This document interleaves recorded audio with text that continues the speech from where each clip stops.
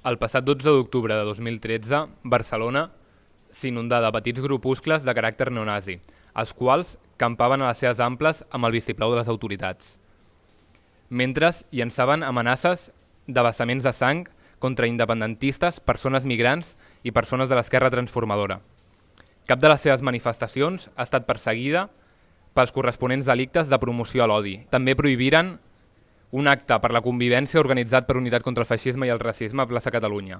I no contents amb això, el passat mes de maig vam conèixer l'escrit d'acusació que feia el fiscal Miguel Ángel Avilar contra 6 companys. Els hi demanen 17 anys de presó i un any més de pena multa, per suposadament haver estat partíceps d'uns fets que van passar aquell 12 d'octubre de 2013.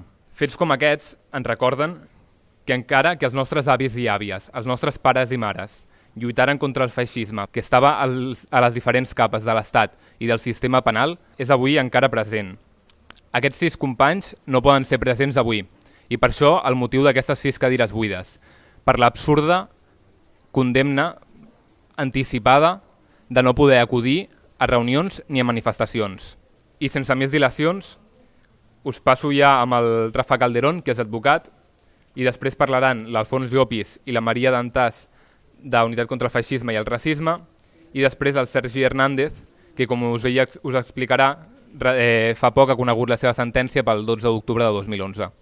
Que crec que una de les formes d'expressió de la justícia i del contingut del seu paper dintre de la societat és precisament els casos en els que, com aquest, no s'és capaç, s'intenta ser neutral davant d'una situació on hi ha una agressió feixista i on hi ha una resposta a aquesta agressió feixista. Quan aquestes dues conductes, al marge de les conductes concretes i de la qualificació dels fets que puguin tindre dintre del marc penal, però quan aquestes dues conductes se qualifiquen com odi i discriminació, són a partir de que hi ha una circumstància en la que l'Estat se decanta claríssimament a través de la seva imparcialitat davant d'aquesta confrontació, se decanta per una de les dues bandes i, per tant, en aquest sentit, incorre i participa de la repressió i de la privació de llibertats.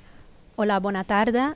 Hem vingut el meu company Alfons Llops i jo, de Part d'Unitat contra el Feixisme i el Racisme, les més de 500 entitats adherides. Nosaltres diem amb molta fermesa que no a la impunitat del feixisme i diem també que ser antifeixista no és cap crim. Nosaltres, arran de tot això, denunciem, rebutgem i proposem.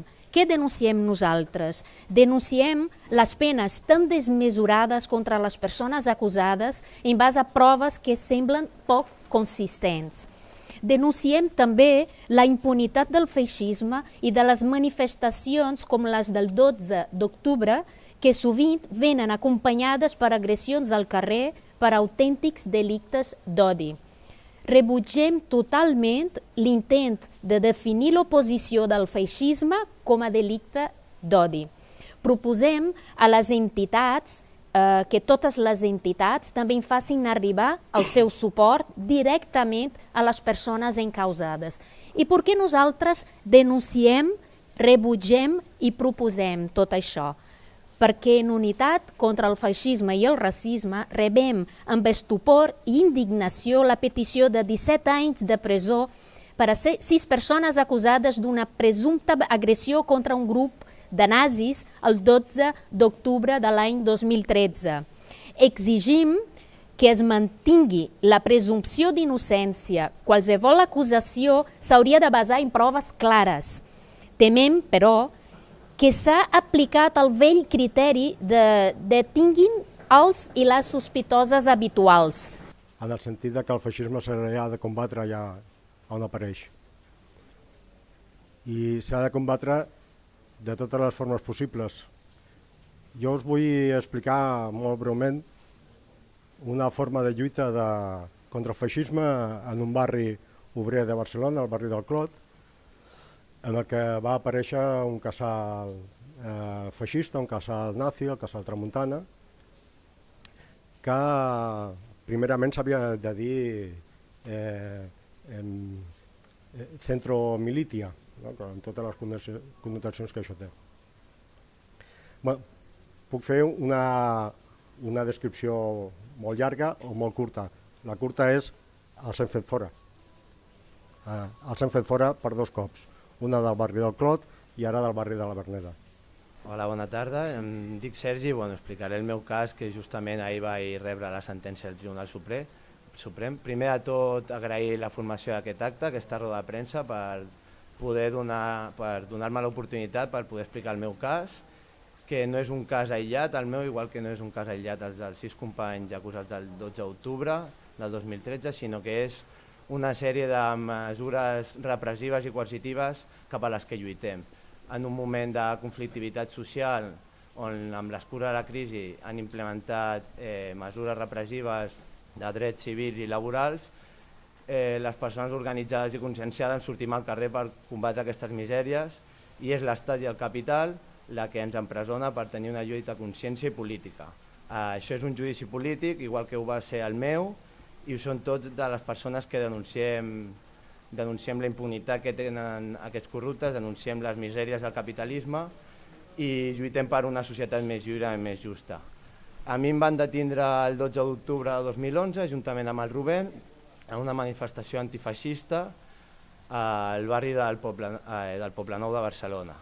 Paral·lelament s'estava celebrant un concert feixista organitzat pel Partit Polític Democràcia Nacional al barri del Poblenou de Barcelona, al local DO del Place. És un local de moteros nazis, conegut pel seu historial delictiu i que continua obert, igual que continua obert a la llibreria Europa i tants altres centres feixistes com s'estan reproduint al llarg del territori. Aquell dia vam acudir, després de la manifestació del 12 d'octubre, unes 200 o 300 persones a portar aquest concert per denunciar-los, per deixar clar que no són benvinguts ni a Barcelona ni enlloc i no trobaran la permissivitat que la policia o les institucions els ofereixen. Vivim en un moment on no hem de confiar ni en els Mossos d'Esquadra ni en les institucions per combatre el feixisme. El feixisme és un aliat del capital, que el capital, quan veu perill els seus interessos de classe, deixa anar els seus gossos de presa, que són els feixistes, per combatre fora la llei el que ells no poden combatre amb la llei, és a dir, per reprimir, pagar i torturar a les persones que lluitem contra el feixisme, el racisme i el capitalisme.